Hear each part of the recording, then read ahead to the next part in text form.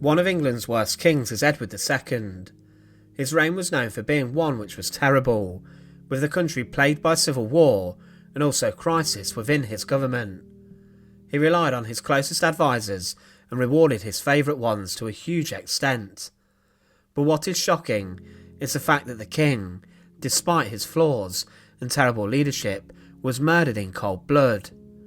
So join us today as we look at the savage death of King Edward II. And remember to support our channel. Please make sure to subscribe. Edward II was a son of Edward I and Eleanor of Castile. His father is considered today a successful but brutal military leader who is linked to expanding castles and winning many battles.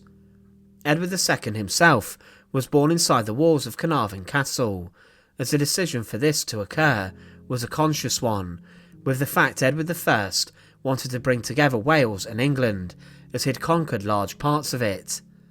Edward II became king following his father's death on the 7th of July 1307. One of his first commands was to recall Piers Gaveston to his court, a man who it's been rumoured to have been his lover. The next year, Edward II married the 12-year-old Isabella of France, despite the large age gap, with Edward being 23. Their marriage was an attempt to relieve tension between England and France, and they had 4 children, but Edward often left the Queen feeling neglected while spending time with his favourites. Piers Gaveston in particular was showered with gifts and titles, and he began to insult many of England's barons, calling the Earl of Warwick the Black Hound of Arden. However, the hound would eventually come back to bite him. Edward and Piers' relationship was described as a sin against nature and a love beyond the love of women, and it's thought that the king loved him. Gaveston later was captured after he fled for his safety, and he was located at Scarborough Castle. A number of barons captured him, and they tried to force the king to agree to the barons' demands, and Gaveston was held at Warwick Castle and was then sentenced to death. In nearby woodland, he was then beheaded by sword.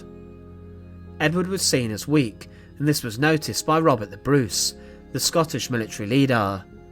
He had lost large amounts of his kingdom during Edward I's reign and wished to take it back.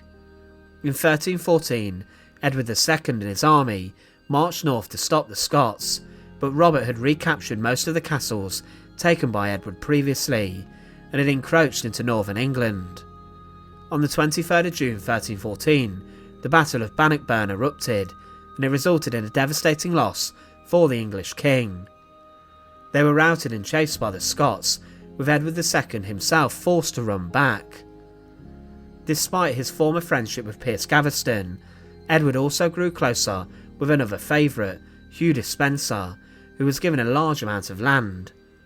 This angered the nobles, and at times tensions between the French and English had also deteriorated. Isabella, Edward's wife, was sent to pay homage to her brother, the French king, but instead she plotted against her now hated English husband. She, along with her lover, Roger Mortimer, the Earl of March, invaded England, and they wished to oust the king. Isabella even managed to capture and besiege a number of cities. However, Edward was captured, and he was forced to give up the throne. This left his 14-year-old son, Edward III, the King of England. During this revolt, Despenser was executed, being hanged, drawn and quartered, and he had Bible verses etched into his skin. His father was also executed and was then fed to some dogs. Edward II was then imprisoned inside Kenilworth Castle and was then moved to Berkeley Castle for his safety in early 1327. It was here that Edward was murdered, and he never left his cell once he was there. He was kept here as it was believed to have been more secure, but we don't really know how he was looked after. Castle records state that he was brought a number of luxury goods, but contemporary accounts claim he was treated poorly and was kept in terrible conditions. It was suggested that he was kept in a damp and dark dungeon and was left to stew in horrific conditions inside a dirty cell, with rotting animal carcasses sharing it too. It was hoped he would catch disease and die from these dead animals, rather than for him to be murdered in cold blood, with his prison guards being then held accountable for the death of a king. One thing is certain though, and it's that Edward II was killed or died inside of the castle. On the 23rd of September 1327, Edward III was told of his father's death a few days before in the evening of the 21st. Most historians accept that he did die on this date, but some believe it was later, but the circumstances of his death are slightly unclear. The most accepted and common story is that Edward II was murdered in cold blood on the orders of his wife Isabella and her lover Roger Mortimer. It is believed that an assassin crept into his cell in the middle of the night and then murdered him, shoving a red-hot burning poker up his backside that slashed his entrails and caused catastrophic internal bleeding. It was said that the guards in the castle heard piercing screams coming from the king's chamber that evening, and that these screams were so loud that they were heard miles away. This rumour began in the 1330s, but there is no evidence to suggest it's true, and it could have just been propaganda.